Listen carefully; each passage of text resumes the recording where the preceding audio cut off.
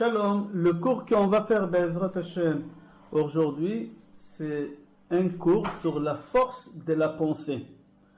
En général, nous autant que hommes, on a l'habitude d'être des gens actifs, être plus terre à terre que des gens qui pensent à ceux qui y pensent.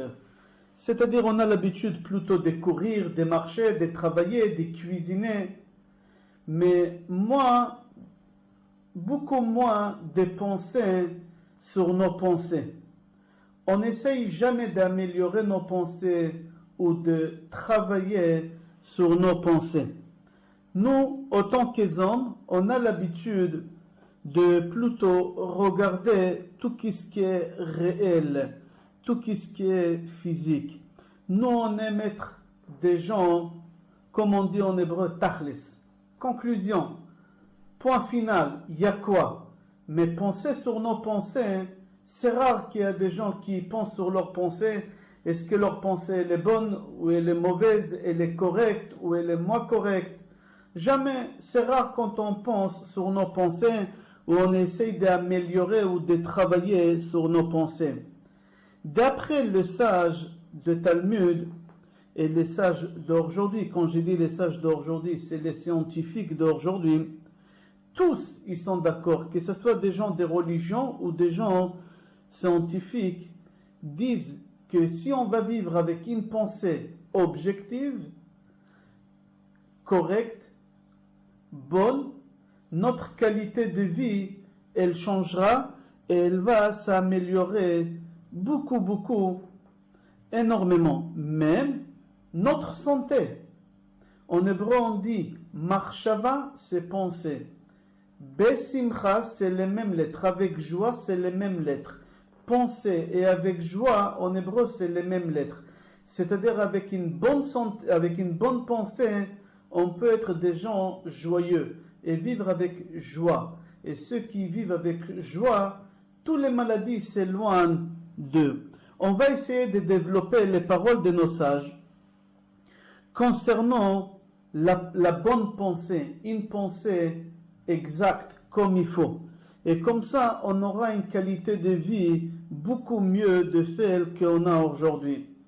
D'après nos sages, c'est possible de guérir quelqu'un uniquement avec la pensée. D'après le Maïmonide, on peut créer et développer des cellules dans notre corps, des nouvelles cellules qui n'ont pas voulu se développer. Uniquement avec notre pensée, on peut arriver à développer des nouvelles cellules. Le Baal Shem Tov avait l'habitude de dire Adam nimtsa bemakom shemachshevotav nimtsaot. L'homme se trouve où ses pensées se trouvent. Le Baal Shem Tov il avait l'habitude de dire ça. Pour comprendre, je donnerai une image. Quelqu'un se trouve au mariage de sa petite fille. Cette personne, il a passé la Shoah. 39-45, il a vu les chambres à gaz, il a vu les choses les plus atroces. Et Baruch Hashem, il a fait sauver, il a réussi à arriver en Israël et à construire un foyer. Et sa petite fille ou son petit-fils se marie à Yerushalayim dans une grande salle. Et le grand-père qui a passé la Shoah, il est assis comme ça dans la salle en plein milieu des danses, des musiques. Il est en train de penser aux chambres à gaz. Cette personne, elle se trouve en réalité à Yerushalayim, au mariage de sa petite fille, ou il se trouve en Allemagne en 39-45, dans les chambres à gaz. Le Baal Shem Tov, les sages, dans le Talmud, ou même les scientifiques disent que cette personne ne se trouve pas dans la salle de mariage. Elle se trouve dans les chambres à gaz. C'est-à-dire que nous, on se trouve où nos pensées nous ramènent. Nos pensées, ils peuvent nous ramener partout dans le monde en une seconde. La Gemara, il utilise le terme Rosho Gufo Po Verosho Beaspamia. Son corps, il est là, mais sa tête, elle est Aspamia, c'est le marché, le sucre. Il se trouve là-bas. Même que physiquement, on peut se trouver dans un endroit, mais il faut savoir que cette personne physiquement, il ne se trouve pas ici. il se trouve où l'endroit où les pensées le ramènent. La Gemara dit Adam nimtsa efo shemachshavotav nimtsaot. L'homme se trouve dans l'endroit où ses pensées se trouvent. Si un homme se trouve chas v'shalom en prison, et s'il pense pendant tout le temps qu'il se trouve en prison à la maison, à sa femme, à ses enfants, il ne va pas sentir le temps passer. Pourquoi? Parce que certes, son corps il est en prison, mais lui-même il n'est pas là. Il est avec sa femme et avec ses enfants, il ne va pas sentir le temps passer. Mais si lui pense uniquement sur le moment où il se trouve en prison, le temps il va être très très lent.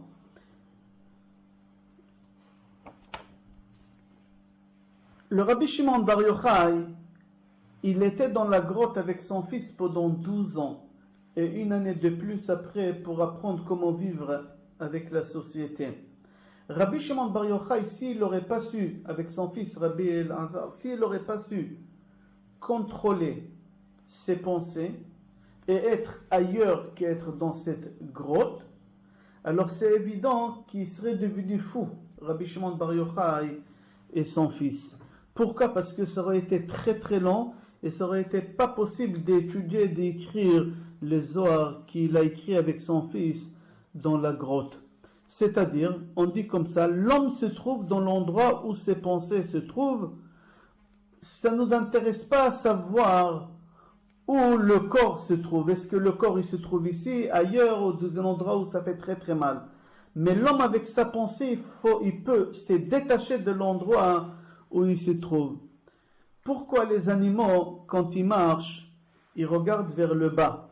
Nous les hommes, quand on marche, on regarde l'horizon, on regarde en face ou en haut. Pour la simple raison, le Moreh Nevochim, le Rambam dans le Guide des Égarés, dit parce que nous on a une neshama. Et le neshama, elle se trouve dans le cerveau. On a nefesh, qu'elle se trouve dans le foie, ruach dans le cœur, et neshama dans le cerveau. Et il faut savoir, le Rambam dit que la pensée, c'est la neshama. C'est-à-dire que nous, les êtres humains, on a la neshama, on a la pensée. Et c'est pour ça on se met debout, on marche sur nos deux jambes pour montrer que la chose la plus importante qu'on a dans notre corps, elle se trouve en hauteur et pas bas comme elle se trouve le nefesh. Et les animaux, ils n'ont pas la neshama. Les animaux, ils n'ont pas la pensée. Au moment que vous voyez un animal qui fait quelque chose d'exceptionnel, d'extraordinaire, qu'un homme il n'aurait été pas capable de faire, il ne faut pas croire que cet animal il est intelligent. C'est un instinct qu'il a, que Dieu l'a mis dans ses gènes, et au moment que cet animal il vient au monde, il construit sa maison dans une façon que l'homme il regarde ça quelque chose d'exceptionnel, d'extraordinaire, etc. C'est pour cela, nous, autant qu'êtres humains, on marche debout pour montrer que la neshama, elle se trouve dans l'endroit le plus haut, dans les cerveaux, et les animaux n'ont pas la neshama. Les animaux, quand ils marchent, on voit qu'il y a la tête, le cœur et le foie, ils se trouvent dans le même niveau. Que nous les hommes, c'est pas la même chose. Les êtres humains, on a la neshama qui est plus haut, le ruach plus bas et le nefesh plus bas, des plus importants en moins importants. Mais les animaux, c'est pas du tout comme ça. Ils sont tous dans les mêmes niveaux pour dire qu'il n'y a aucune importance. Que le cerveau, le cœur et le foie, c'est exactement la même chose. Pourquoi? Parce que nous, les êtres humains, dans notre cerveau, on a la pensée. L'animal, il n'a pas la pensée. Alors c'est pour ça, il n'a rien. Il a au même niveau que le cœur, que lui non plus, il n'a rien, que le foie, qui est là-bas où il se trouve tous ses désirs, tous les réflexes, etc. J'ai fait un film, il y a un cours qui s'appelle La signification des rêves, et là-bas j'explique exactement comment ça se passe, Nefesh, Ruach, Neshama, Chaya et Yechida, au moment qu'on dort, quelle Neshama, quelle partie de Neshama elle quitte notre corps, et comment les rêves y viennent. On continue. Il faut savoir que dans le Talmud c'est marqué que la joie, c'est quelque chose, être et vivre dans une façon optimiste, c'est quelque chose qu'elle peut influencer beaucoup sur la personne, sur la pensée de la personne. Et la pensée en elle-même, après, elle peut influencer sur le corps de la personne. Il y a beaucoup de médecins qui ont témoigné qu'il y a beaucoup de malades qui ont guéri à partir du moment qu'ils ont commencé à penser des choses qui sont positives, à partir du moment qu'ils ont pensé des choses qui ramènent beaucoup de joie. Ils ont commencé à guérir d'eux-mêmes sans prendre des médicaments. C'est-à-dire, penser, avoir des pensées objectives, avoir des pensées de joie, ça apporte énormément du bien dans la qualité de la vie de la personne, et pas seulement dans la qualité de la vie, dans la santé aussi de la personne. C'est connu, au moment que l'homme il est joyeux, il est en train de fabriquer une substance dans son cerveau naturelle qu'elle rentre dans tout son corps et elle guérit de beaucoup de maladies. C'est marqué dans Mishlei Perek Yud Zayin Pasuk Chavbet, Lev Sameach Yetav Ge'e Veruach Necha Teyabesh Garem. On explique comme ça, Lev Sameach Yetav Ge'e, un bon cœur, quelqu'un qui a la joie de vivre et la joie dans son cœur, Yetav Ge'e, ça va guérir des maladies. Veruach Necha, mais quelqu'un qui est pessimiste, qui est triste, Teyabesh Garem, elle va ramener des maladies qu'elle va détruire tout son corps. Comme ça c'est marqué dans Mishlei. Il y a un deuxième pasuk dans Mishlei, dans Perek Yutret pasuk Yud Dalet, Ruach ish yekalkel machaleu, veruach necha mi isaena. Le Malbim il explique qu'un homme qui a des pensées positives, un homme qui vit avec des pensées qui sont objectives, avec une joie, ça va guérir toutes les maladies qu'il a. Mais c'est lui qui a des pensées positives qui pourra supporter la maladie que ça va lui ramener sur son corps. Maintenant, de nos jours, on vit dans une époque que les plus grandes maladies qu'il y a dans le monde occidental, c'est les maladies que les gens ils sont perturbés dans leur tête, qui sont obligés de prendre toutes sortes de médicaments pour essayer d'équilibrer leur cerveau, pour qu'ils puissent vivre en société. Les gens aujourd'hui, ils vivent avec des peurs. Ils ne savent même pas expliquer les peurs qu'ils ont et d'où ça vient. Ils ont peur des foules, ils ont peur de toutes sortes de choses. Aujourd'hui, il y a une maladie qui est très fréquente. Malheureusement, Hachem est-il-nous que des gens ils se prennent pour des gens qui ne sont pas. Ils voient des choses qui n'existent pas et on est obligé de les ramener voir des médecins parce que ces gens-là, ils ont peur de sortir de chez eux, ils ont peur de parler avec des gens. Les médecins, eux-mêmes, ils reconnaissent que les médicaments qu'ils donnent aux malades, ils ne guérissent pas. Les médicaments d'aujourd'hui, c'est des médicaments qui ne guérissent pas, mais c'est des médicaments qui essayent de rendre la personne calme. C'est-à-dire ils font tout pour endormir la personne, pour qu'il ne nuise pas à la société. Mais guérir, ça ne guérit pas tous les médicaments qu'ils donnent aujourd'hui. La seule chose qu'elle peut guérir, même les médecins, ils sont d'accord, c'est marqué dans les guides des égarés et dans le Talmud, c'est uniquement avec la pensée. Avec la pensée, ton cerveau, il peut lâcher une substance qu'elle peut guérir ces maladies d'angoisse, les maladies des mauvaises pensées, etc. La quantité et les doses des médicaments que les médecins donnent aujourd'hui, ils dépassent toute proportion. C'est impossible de donner aujourd'hui à des gens, jamais ça a été vu aussi qu'on donnait à l'époque des doses de médicaments comme on donne aujourd'hui à des gens. Qu'est-ce qu'ils font? Au moment que les médecins voient que la dose qu'ils ont donnée, elle ne sert pas à grand-chose et la personne elle est toujours excitée, alors les médecins ils sont obligés de doubler ou des fois de tripler cette dose qu'ils ont donnée aux malades. Pour la simple raison, quand vous leur posez la question pourquoi, ils disent c'est pour qu'ils ne nuisent pas à la société. Ils sont dangereux pour la société. Ça les calme. En 2 mots, ça les tue à petit feu. Au moment que des gens ils ont des problèmes comme ça, et malheureusement, j'ai vu beaucoup de jeunes de notre communauté, dès l'âge de 17, 18, 20 et même plus jeunes que ça, qui viennent me voir et qui ont ces problèmes. Ils ne savent pas comment faire. Ils ne savent pas comment faire. Je leur dis en général qu'ils doivent essayer de travailler, développer sur leur pensée. Il faut savoir plusieurs choses déjà dès le départ, à savoir comment travailler sur leur pensée. La première chose, il faut que vous pensez dans votre tête et que vous arrivez à admettre que Dieu existe. Que Dieu existe, c'est la première chose. La deuxième chose, essayez de savoir est-ce que Dieu, il vous aime ou Dieu, chas v'shalom, il vous aime pas. Essayez de réfléchir et vous allez voir à la fin que Dieu, il vous aime. Et vous avez des preuves. Alors, première chose, Dieu existe et Dieu, il m'aime. À partir du moment que j'ai sens ces deux choses-là, alors j'essaye de me lier avec quelque chose qui est spirituel et qui va m'aider à m'en sortir de la situation où je me trouve.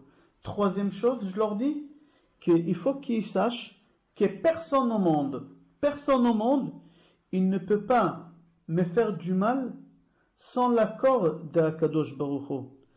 À partir du moment que la personne arrive à gérer ces 3 pensées-là, il commence à avoir des forces intérieures pour qu'il puisse combattre cette maladie-là, qu'aujourd'hui malheureusement on n'a pas de médicaments. On n'a pas du tout de médicaments pour cette maladie. Et avec ces pensées-là, on essaye de combattre toutes les maladies qu'on n'arrive pas et toutes les épreuves qu'on n'arrive pas à les surmonter. Je m'arrête 2 secondes sur quelque chose. On a parlé de la pensée, qu'avec la pensée, on arrive à relâcher une substance dans notre cerveau, que cette substance-là, normalement, au moment que les gens ils sont super excités, ils sont en pleine crise, de toutes sortes de crises, des imaginations, je ne sais pas quoi, ils vont à l'hôpital et à l'hôpital, ils leur injectent un médicament pour les calmer, pour les endormir. Ce médicament, on a quelque chose de beaucoup mieux, 1000 fois mieux, et 1000 fois naturel, et il guérit, pas il endort. Cette substance, elle se trouve dans notre cerveau. Comment ça se passe? La personne, il doit être assis. Respirez par le nez et faites rentrer la respiration pendant 5 secondes jusqu'au fond de son ventre. Doucement. Bloquez la respiration 5 secondes. Après 5 secondes, relâchez doucement pendant 5 secondes à nouveau. Ça fait 15 secondes. Si vous faites ça 5 fois, ça va prendre à peu près 1 minute.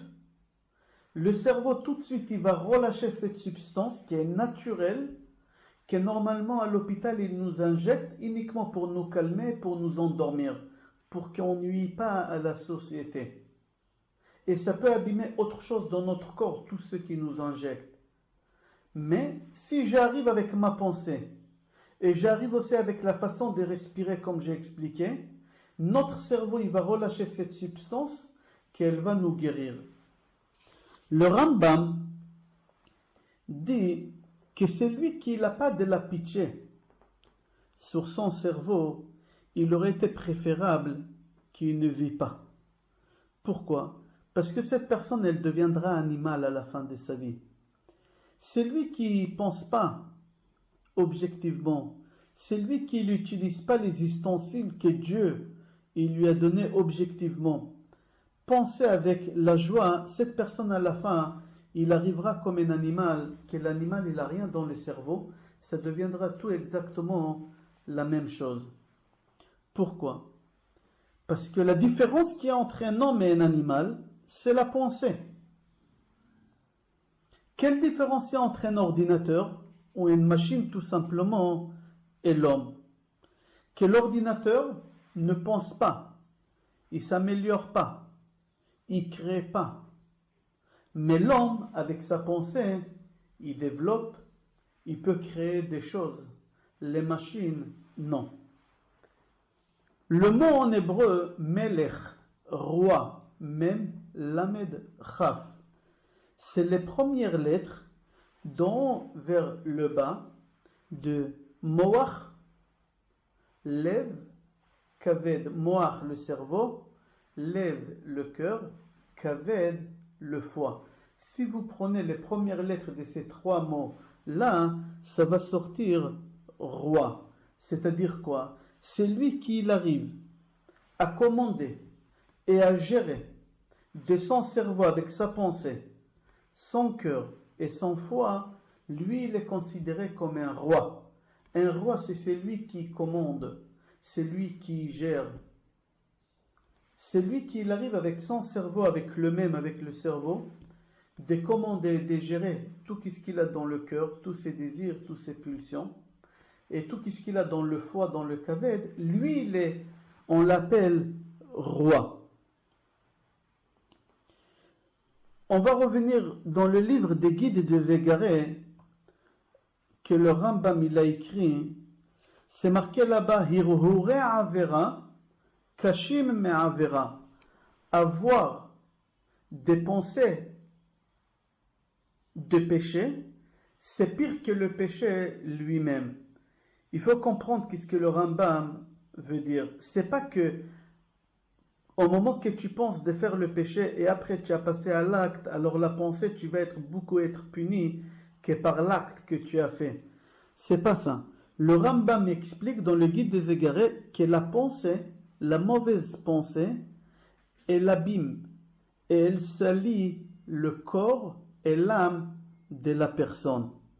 Le Rambam dit, au moment que tu fais un péché avec ton corps, alors tu as fait une faute avec le corps. Ça peut se réparer.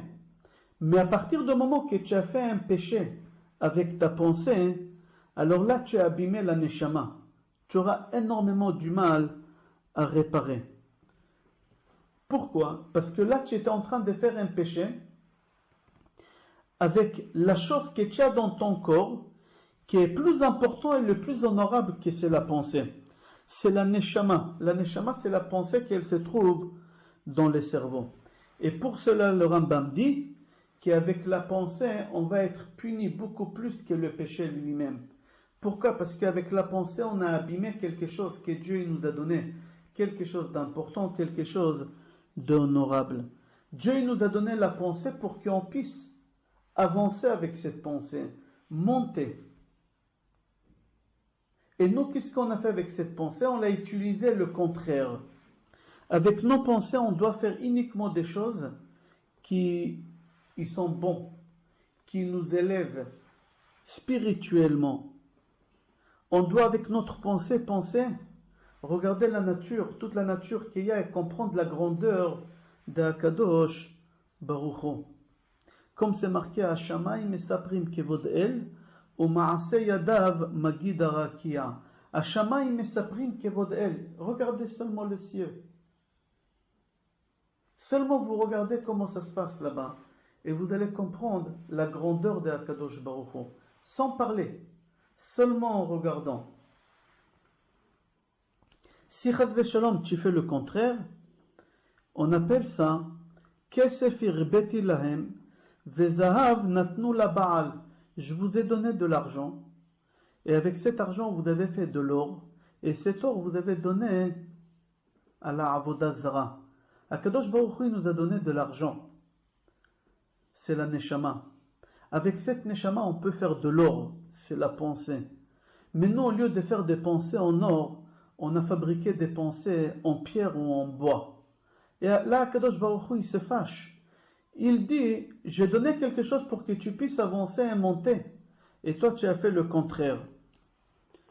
Concernant la mémoire qu'on a, il faut savoir aussi que c'est marqué dans la Torah, dans Sefer Dvarim, Perek Lamed Bet, Tsur Yaldecha Teshi, Vetishachach el mecholelecha. C'est-à-dire quoi ce pasuk-là? Tsur, c'est Akadosh Baruch Hu, Yaldecha Teshi, Vetishachach el mecholelecha. Le Magid Miduvna, il explique, il est connu que le Magid Miduvna, toujours quand il voulait expliquer quelque chose, c'était toujours avec une parabole. Et là, le Magid Miduvna, il nous donne une parabole extraordinaire sur ce pasuk. Un bonhomme qui était criblé de dettes. Il avait énormément de dettes. Il est arrivé à un stade que la seule chose qu'elle peut le sauver, c'est de se suicider. Et au moment qu'il a préparé la corde pour se suicider, on a sonné à la porte. Il laisse tout, il va ouvrir la porte et il trouve son meilleur ami. Et il dit à son meilleur ami, tu es venu au meilleur moment. Tu es venu me sauver. J'étais en train de me préparer une corde pour me pendre. Et son meilleur ami, il lui dit, c'est quoi ton problème? Il lui dit, j'ai trop de dettes. Son ami, il lui dit, je te donne un conseil et ça va t'aider. Il lui dit, c'est quoi? Il lui dit, chaque fois quand quelqu'un y vient, tu joues le fou. Tu joues l'imbécile. Tu joues le fou. Et les gens, ils vont croire qu'avec tous tes soucis, avec toutes tes dettes, avec tous tes problèmes, tu as un plan qui a sauté dans ta tête et tu es devenu fou, ils auront de la pitié pour toi, ils vont partir, ils ne vont plus jamais revenir. Il lui a dit merci pour le conseil. Il a commencé tous les jours, quelqu'un y vient, il fait le fou tous les jours. Jusqu'à qu'il n'y a plus personne qui revenait. Un jour, on sonne à la porte. C'est qui? C'est son meilleur ami qui lui a donné le conseil. Et il lui a dit, dis-moi, je suis venu maintenant que j'ai réussi à régler tes problèmes, l'argent que tu me dois, est-ce que tu peux me le rembourser?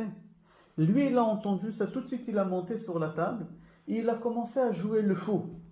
Et son ami, il lui met une claque, il lui dit, dis-moi, c'est moi qui je te donnais cette astuce, et tu l'utilises contre moi. C'est exactement ce qu'Akadosh Baruch Hu, il fait avec nous. Akadosh Baruch Hu, il nous a donné la neshama, que c'est la pensée. Il nous a donné la mémoire. Et nous, au lieu de monter avec cette neshama, au lieu d'utiliser la mémoire qu'Hachem nous a donnée pour faire des bonnes choses, pour avancer, nous on fait tout pour faire des péchés, pour faire des choses qui ne sont pas bien. Alors Akadosh Baruch Hu, il dit, moi Tsur, moi je t'ai créé, je t'ai ramené au monde, je t'ai donné des dons pour que tu fasses des bonnes choses, pour t'aider. Et toi tu les utilises contre moi.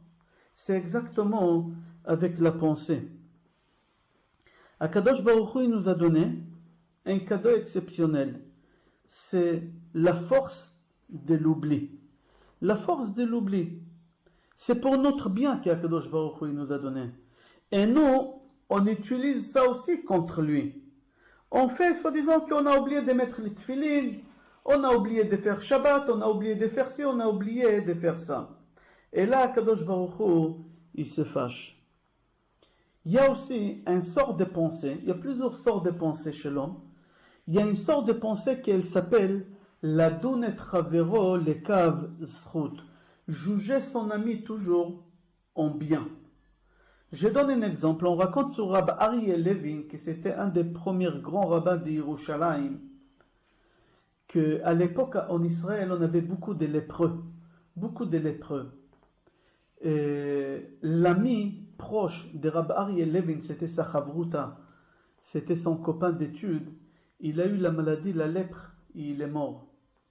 Et au moment de l'enterrement, en plein enterrement sur la route pour aller vers le cimetière, Rabbi Aryeh Levin se retire et il rentre dans un magasin de fleuristes.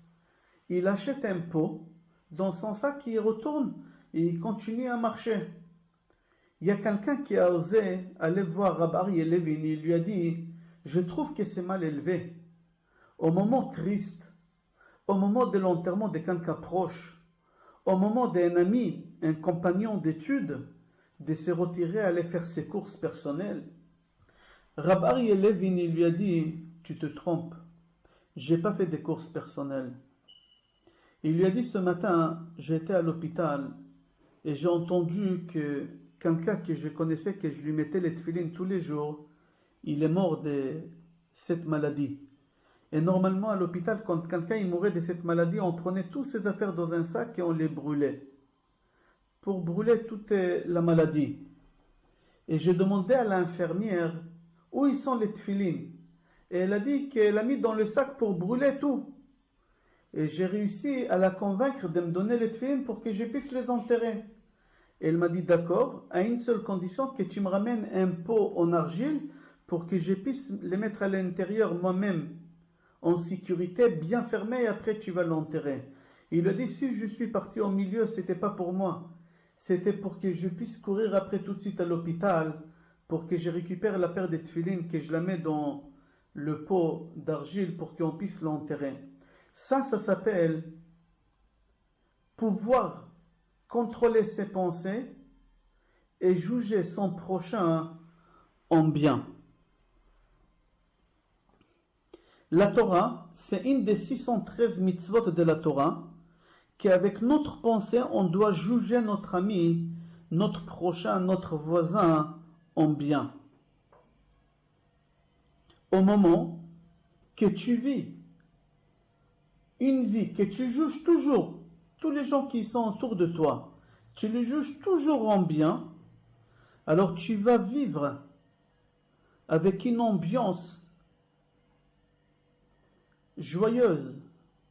En hébreu, ça s'appelle bari. Tu vas être en bonne santé.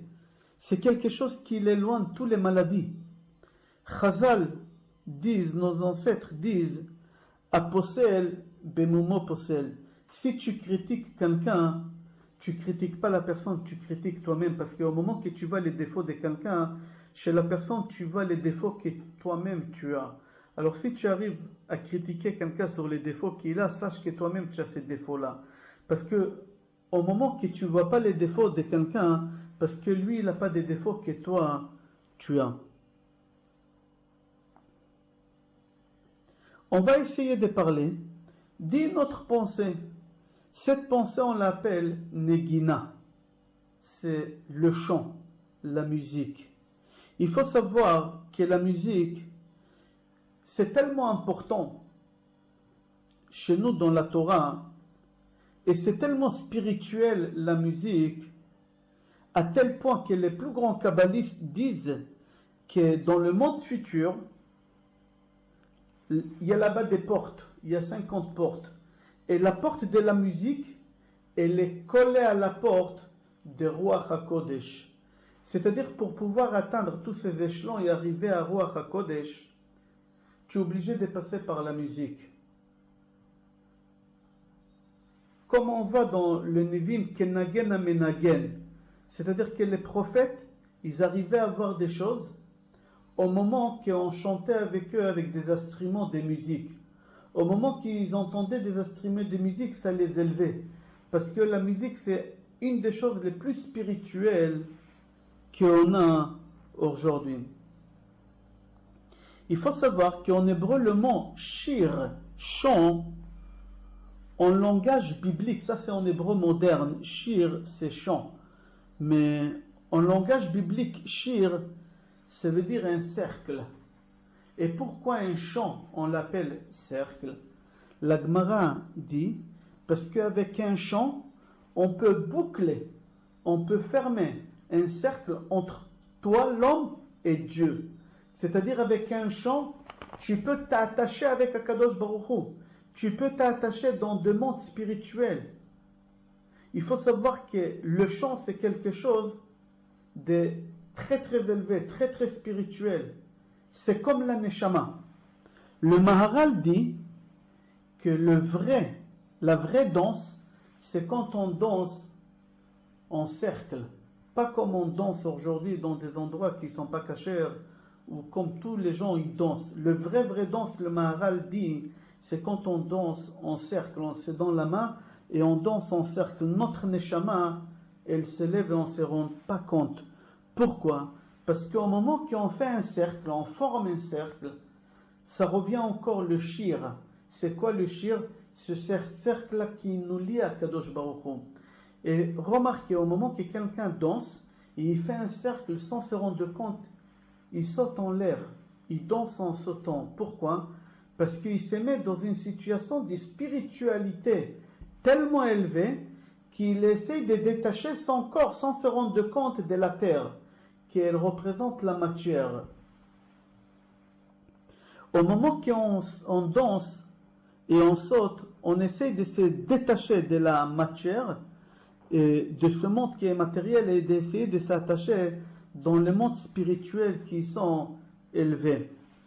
Dans les 10 sphirotes qu'on a parlé déjà ici plusieurs fois, les 3 premières sphirotes qui s'appellent Chokhmah, Bina, Da'at, ces 3 sphirotes, ils sont liés au cerveau.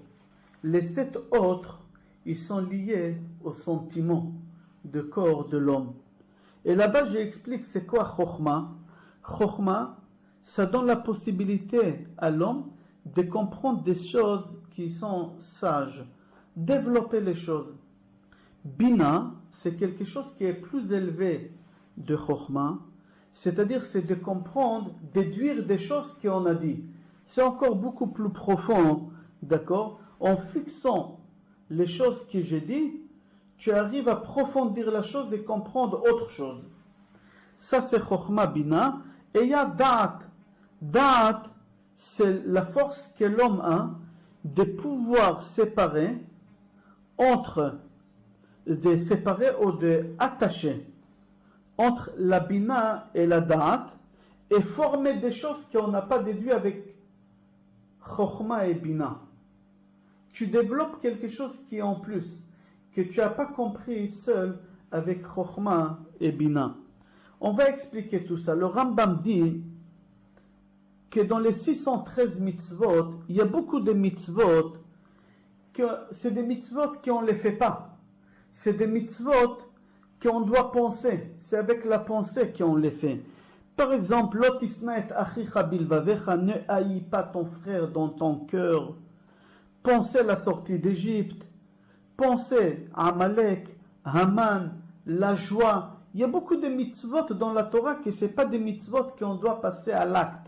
C'est des mitzvot qu'on doit penser. La Gemara pose la question qui est très connue. Comment la Torah elle nous demande de faire des choses qu'on doit contrôler sur nos pensées? C'est très très difficile de contrôler ses pensées. Ve'ahavta et Hashem Elokecha.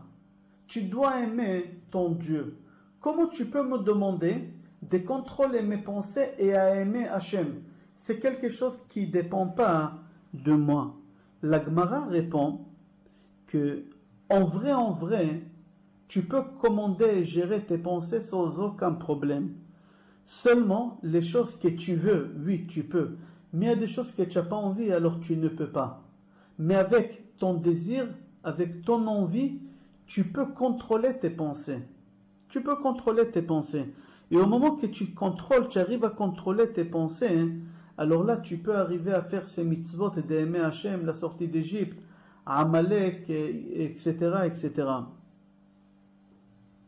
La pensée, c'est quelque chose qui peut te donner une force et une envie de contrôler ta pensée et d'avancer avec ta pensée à de faire des choses que jamais toi tu aurais cru que tu es capable de faire. Je donne un exemple. On raconte une histoire, je ne sais pas si l'histoire elle est vraie ou elle n'est pas vraie. On raconte une histoire qu'un jour il y a quelqu'un qui était dans le monde des affaires pendant des années. Et les affaires, ça n'allait plus. Une crise. Et il était obligé de déposer. Il est parti dans un parc pour réfléchir comment se suicider. Et en pensant comme ça, il y a quelqu'un qui va vers lui, qui était bien habillé. Il lui dit, monsieur, je vois que vous pensez des pensées qui ne sont pas bonnes. Je vois que vous êtes triste. Est-ce que je peux vous aider? Racontez-moi. Et le monsieur ne veut pas lui raconter qu'il a envie de se suicider. Et l'autre, il lui met la pression, il lui raconte la vérité. Voilà, j'étais dans le monde des affaires, j'ai tout perdu, j'ai honte de la société, j'ai honte de mes voisins, de ma femme, de ma famille. Et j'ai envie de... Il lui a dit, regarde, ton histoire, elle m'a touché énormément. Je m'appelle Rothschild. J'ai la possibilité de te faire un chèque d'1 million de dollars. Moi, je vais te faire ce chèque. Mais je te demande une seule chose, que dans un an, dans 365 jours, la même heure qu'aujourd'hui, On se retrouve ici et tu me rends mon argent, je t'ai fait confiance. Il lui a dit, je vous promets. Et Rothschild fait sortir son carnet de chèques, il lui fait un chèque d'1 million de dollars. Ce monsieur, il prend le chèque et il dit, je ne l'encaisse pas. Il va voir tous ses fournisseurs et il leur montre qu'il a un crédit, qu'il a quelqu'un qui le soutient. C'est pas n'importe qui, Rothschild. Et les gens, ils lui ont donné en crédit des stocks. Et les affaires, ils ont repris. Il avait une envie de réussir. Il a travaillé. 12 mois après, il fait ses comptes. Et il voit qu'il a gagné 12 millions de dollars. La première chose qu'il fait, il récupère le chèque qu'il n'a jamais encaissé. Il prend 1 million de dollars en espèces dans un sac. Et il va au rendez-vous qui s'était prévu. Il s'assoit là-bas. Et il attend Rothschild. Rothschild arrive avec un quart d'heure de retard. Et il réclame l'argent. Et le monsieur, il dit, voilà, d'abord votre chèque, je ne l'ai pas encaissé. Vous n'êtes même pas rendu compte. Et voilà un cadeau de ma part, 1 million. Au moment qu'il a voulu lui donner les 1 million, il y a une infirmière avec des policiers qui ont sauté sur Rothschild. Ils l'ont attaché. Ils ont dit au monsieur, excusez-nous, peut-être il vous a perturbé parce que c'est quelqu'un qui se prend pour Rothschild et il distribue des chèques à tout le monde en disant qu'il s'appelle Rothschild, mais c'est un fou. Ils l'ont attaché, ils l'ont pris, ils sont partis et le bonhomme il reste avec son sac de 1 million. Il ne sait pas est-ce qu'il rigole ou il pleure. De cette histoire, on comprend que cette personne, il a réussi grâce à quoi? Grâce à l'argent? Non, parce qu'il n'avait pas de l'argent. Il y a deux choses qui l'ont aidé. Première chose, c'est Akadosh Baruch Hu.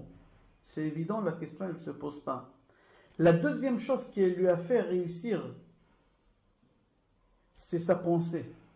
Avec sa pensée, il était sûr et certain qu'il a derrière lui quelqu'un qui le soutient. Il était sûr et certain avec sa pensée que l'histoire, elle est vraie. Avec sa pensée, il était d'accord de prendre tous les risques qui arrivaient. Certes, il est arrivé grâce à tout ça. Mais Rothschild n'existait pas et l'argent n'existait pas. C'est-à-dire, avec notre pensée, on peut faire des choses qu'on n'imagine même pas qu'on est capable de faire ces choses-là. On continue. Chachamim disent dans le Talmud, tout celui qui, dans toutes ses pensées, il fait rentrer la Torah, la pensée de la Torah, Akadosh Baruch Hu dit, je m'engage à lui enlever tous les soucis de tous les jours. Tous les problèmes de tous les jours, toutes les maladies qu'on peut imaginer, toutes les peurs qu'on peut imaginer, toutes les pensées qui ne sont pas bonnes. C'est-à-dire, si on arrive à faire entrer dans nos pensées un peu de pensée de sainteté de la Torah, on est sauvé. Comme ça la Gemara dit. C'est connu que la Torah, elle nous a donné des mitzvot qu'on est incapable de les faire. On est incapable de les faire. La question qu'elle se pose, comment c'est possible que la Torah elle nous a donné des mitzvot qu'on ne peut pas les faire? On raconte qu'un jour dans une ville, en Pologne, il y avait là-bas, comme aujourd'hui on a les taxis qui nous ramènent d'un endroit à l'autre. C'était le shtetl, c'était pas très très grand qu'on avait besoin là-bas des deux cochers. Et ces cochers, ça fait presque 60 ans qu'il est là-bas avec son cheval qui est vieux, avec sa carrosse qui est vieille. Et toute la journée, il ramenait la marchandise, les gens à droite à gauche, il gagnait sa vie. Un jour, il y a un jeune homme, un nouveau cocher qui vient, qui s'installe dans le shtetl, là-bas, avec un cheval tout frais, une carrosse toute neuve, et il casse les prix. Le cocher, le vieux, il est parti le voir, il lui a dit, regarde, c'est pas joli, qu'est-ce que tu fais? Il n'y a pas la parnassa pour 2 personnes ici, c'est très très petit ici. Et toi, tu viens, tu t'installes comme ça, tu casses les prix. C'est sûr que ça va marcher pour toi et pas pour moi, parce que tu casses les prix, ta carrosse est le neuf. Mais viens, je vais te poser quelques questions. Si tu arrives à répondre sur ces questions, je me retire. Mais si tu n'arrives pas à répondre sur mes questions, tu te retires toi. Il lui a dit d'accord. Le cocher, il lui dit, dis-moi, si un jour ça t'arrive en hiver, de remplir dans ta carrosse 5 personnes avec 5 grosses valises et vous commencez à rouler, vous arrivez dans un endroit où il y a de la boue et tu es en train de t'enfoncer là-bas et tu n'arrives pas à sortir. Comment tu fais pour continuer la route? Il lui a dit, mais c'est simple. Le jeune, il lui dit, mais c'est simple. Je demande aux gens de descendre et ça va soulager et on va avancer. Il lui dit, et si ça ne marche pas? Il lui dit, bah, je demande d'enlever les valises. Et si ça ne marche pas, il dit, bah, je demande aux gens de pousser. Et ensemble, on arrivera tous.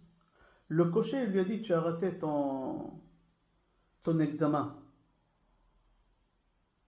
Il lui dit, pourquoi? Il lui dit, parce qu'un bon cocher, jamais ça va lui arriver de rentrer dans de la boue. Un bon cocher, déjà, il calcule à l'avance son chemin et jamais ça peut arriver une chose pareille. Avec nos pensées déjà, on peut déjà savoir où on va arriver. Avec nos pensées, on peut éviter et éliminer beaucoup de choses qui ne sont pas bonnes. Avec nos pensées, on peut contrôler et gérer notre cœur et notre foi. Le rabbi de Lubavitch avait l'habitude de dire en yiddish, pense bien, tout ira bien. Avec ta pensée, tu arriveras toujours aux bons endroits. Il y a une question qu'elle se pose. Est-ce que c'est possible de lire les pensées des autres? Des fois, on a des pensées intimes. On n'aurait pas voulu que les gens sachent nos pensées. La réponse, elle se trouve dans Parashat Kedoshim. Dans Parashat Kedoshim, c'est marqué là-bas, Mipne seva takum, ve'adarta pene zaken, ve'yareta me'elohecha, ani Hashem. C'est marqué Mipne seva takum. Seva, en hébreu, ça veut dire vieux. Zaken, aussi, ça veut dire vieux. Alors, quand on lit ce passouk, on dirait qu'il y a un double langage. Devant vieux, tu te lèves, et devant vieux, tu dois craindre. Pourquoi il y a un double langage?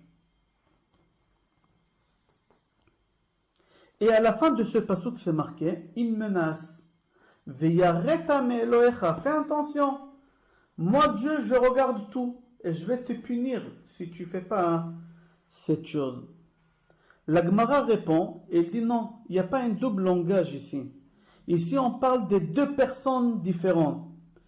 Seva, c'est quelqu'un qui atteint l'âge de 70 ans. C'est vraiment vieux, vieux avec l'âge. Ça, c'est Seva. Ve'adarta pene zaken, zaken ça veut pas dire vieux. Le rachet évoque des zaken ze, kana, non c'est 50. Chamishim sha'are chokhma, c'est lui qui a acheté la sagesse. C'est-à-dire, zaken en hébreu ça veut pas dire vieux, ça peut être quelqu'un de 30 ans, mais qui est sage, qui est très très intelligent. C'est-à-dire, ze kana chokhma, zaken c'est celui qui a acheté cette sagesse. C'est les 50 portes de sagesse. C'est-à-dire on peut être jeune et être appelé vieux. Et c'est pour ça ici on parle des 2 personnes, on ne parle pas d'une seule personne. Je donne un exemple. C'est-à-dire quoi? Ve'yareta me'elohecha, il y a une menace. Un homme se trouve dans le métro ou dans le bus. Il met sa tête contre la vitre et il fait soi-disant qu'il dort. Ça arrive très souvent. Pourquoi? Parce qu'il est fatigué, il n'a pas envie de se mettre debout, et s'il va être assis avec les yeux grands ouverts, et il y a un vieux ou une vieille qui vont rentrer, c'est pas joli de rester assis. Il faudra qu'il se lève. Qu'est-ce qu'elle fait cette personne? Elle met sa tête contre la vitre. En fin de journée de travail, on est fatigué, on fait soi-disant qu'on dort. Kadosh Baruch Hu Omer, Mipne seva takum. Seva, on a dit, c'est quelqu'un de vieux. Takum, tu dois te lever. Ve'yareta me'elohecha, les gens autour de toi, ils croient peut-être que tu dors. Tu fais croire à tout le monde qu'est-ce que tu veux. Mais moi, Dieu, je peux lire sur les pensées des gens. Alors dans ce passouk-là, on voit que Dieu déjà, il peut lire nos pensées à nous. C'est évident. Maintenant, est-ce que les gens autour de nous, ils peuvent lire nos pensées aussi? Oui. Pourquoi? Le visage en hébreu, on l'appelle panim. Panim, ça veut dire intérieur. C'est-à-dire tout ce que j'ai intérieurement dans mon cœur, je fais un miroiter à l'extérieur. Ça joue sur mon visage. Au moment que je suis triste, Chas Shalom, ça se voit. Au moment que je suis joyeux, ça se voit. C'est pour ça que ça s'appelle panim, pnim, intérieur. C'est-à-dire qu'on peut lire mes pensées, la façon que mes yeux brillent, la façon que mes narines y sont ouvertes, la façon que ma bouche fonctionne, mes yeux. On peut lire sur mon visage mes pensées. Vous savez, un homme, au moment qu'il est jeune, il est très très actif. Il a beaucoup des envies, des ambitions. Il veut réussir. Mais il a un problème, il n'est pas intelligent. Il n'a pas d'expérience. Il ne sait pas où investir, il ne sait pas comment faire. Mais un homme qui est âgé, c'est le contraire. Il a des expériences, il est très intelligent, mais il n'a pas la force qu'il avait quand il était jeune. Et ce bonhomme-là qui est vieux dit, si aujourd'hui, avec ma pensée, mon expérience, j'ai eu les mêmes forces que j'avais quand j'étais jeune, qu'est-ce que j'aurais pas fait aujourd'hui? Qu'est-ce que j'aurais pas fait aujourd'hui? Pour cela, la Torah nous dit comme ça, Lifnei seva takum, devant un vieux tu te lèves, c'est-à-dire quoi? Avant que tu seras vieux, d'accord? Réveille-toi, c'est-à-dire quoi? Commence, essaye à travailler et à étudier et à mettre des crédits, des mitzvot dans le monde futur. Parce qu'après, tu vas être vraiment vieux et tu vas être faible. Ve'adarta pene zaken, il faut honorer un vieux. Qui c'est vieux? Ici, on parle d'Avraham Avinu. Essaie de ne pas faire honte à ton père Avraham qui se trouve dans le monde futur. C'est ça, Ve'adarta pene zaken. Continuez le pasuk, c'est marqué Ve'yareta me Elohecha. C'est encore quelque chose beaucoup plus profond. Quelque chose beaucoup plus profond. Ne crois pas que je lis pas tes pensées. Tu peux penser et faire tout ce que tu veux. Sache que les pensées, on ne les perd jamais. Un jour, on va te montrer aussi en image tes pensées. On a dit que la supériorité que l'homme a par rapport à l'animal, c'est la force de la parole. La Torah parle de l'homme d'une espèce la plus importante et la plus intelligente. Quand je dis intelligent, pensée qu'il y a. La parole, la Gemara dit, c'est l'habit extérieur de la pensée. Avec ta parole, avec la façon que tu parles, qu'est-ce que tu me dis, je peux savoir qu'est-ce que tu penses. Il y a un proverbe en français et en hébreu aussi qui on dit, dis-moi qui tu fréquentes, je te dirai qui tu es. Dans le Talmud, il y a un autre proverbe qui dit, si tu veux savoir qui est ton ami, essaie d'apprendre tes pensées. Essaie d'apprendre tes pensées, tu vas savoir avec qui tu peux t'accorder. Tout ce que tu penses, c'est une partie de toi-même. Mais l'animal ne pense pas. L'animal, elle est entraîné de faire des choses. Toi, l'homme, si tu ne vas pas utiliser tes pensées pour essayer d'avancer et de t'améliorer, à la fin, tu vivras comme un animal qui est entraîné. Et c'est ça la différence qu'il y a entre un animal et un être humain. Dans le Zohar, c'est marqué, s'il y a un membre dans le corps de l'homme qu'on ne l'utilise pas, ce membre meurt. Si vous prenez une ficelle et vous attachez ici dans cette partie de doigt et vous laissez comme ça pendant un mois, il n'y a plus de circulation du sang, vous ne pouvez plus plier le doigt, ce doigt il va pourrir, il va mourir. N'importe quel membre dans notre corps qu'on n'utilise pas, il meurt. La pensée, c'est exactement la même chose, qu'elle se trouve dans le cerveau. Si on n'utilise pas la pensée, on va mourir de quoi? Notre cerveau, il va pourrir. Comme ça, c'est marqué. On a dit qu'il y a Nefesh, Ruach et Neshama. Le Nefesh, c'est tes actions. Ruach, c'est la parole. Et Neshama, c'est la pensée.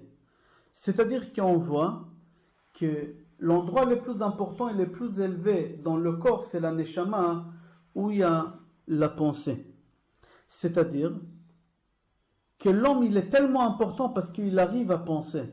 Il n'y a pas quelqu'un d'autre qui peut dépasser l'homme. Aucune machine au monde, elle peut dépasser l'homme. La machine la plus intelligente, pourquoi? Parce que la machine ne pense pas.